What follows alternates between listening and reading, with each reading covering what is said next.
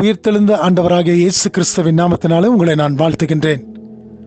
இந்த கர்த்தருடைய நாளுக்குள்ளாய் நானும் நீங்களும் பிரவேசிக்கும்படியாக தேவன் நமக்கு சுகத்தையும் பலத்தையும் கிருபையையும் கொடுத்திருக்கின்றார்.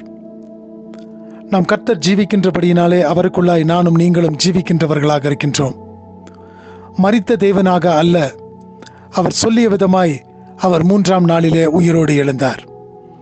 மரித்தேன், ஆனாலும் இதோ சதா காலங்களிலும் உயிரோடு இருக்கிறேன் என்று சொல்லி திருவுளம் பற்றின தேவனாகிய அவர்தாமே மரித்து அடக்கம் பண்ணப்பட்டு 3ஆம் நாள் உயிரோடு எழுந்து இன்றைக்கும் உங்களுக்காகவும் எனக்காகவும் பிதாவினிடத்தில் பரிந்து பேசுகின்ற தேவனாக இருக்கின்றார்.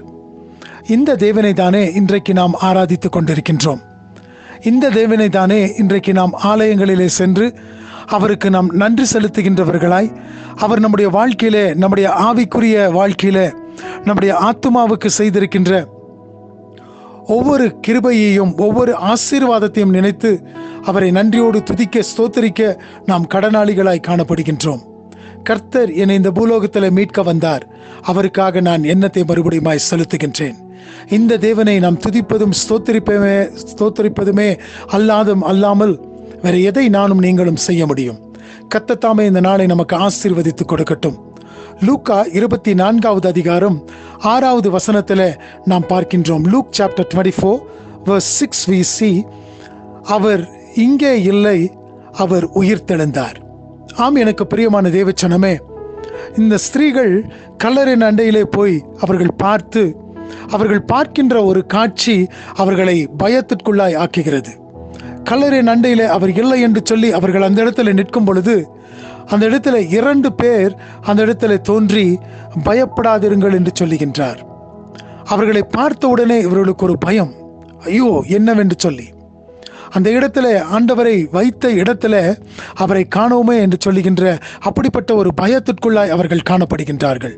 ஆனால் அந்த இடத்துல பார்க்கும் பொழுது நீங்கள் பயப்படாதிருங்கள் என்று சொல்லி அந்த இருவரும் சொல்லுகின்றார்கள். ஏனென்றால் நீங்கள் தேடி வந்த ஆண்டவராகிய இயேசு கிறிஸ்து அவர் உயிர்த்தெழுந்தார், அவர் இங்கே இல்லை.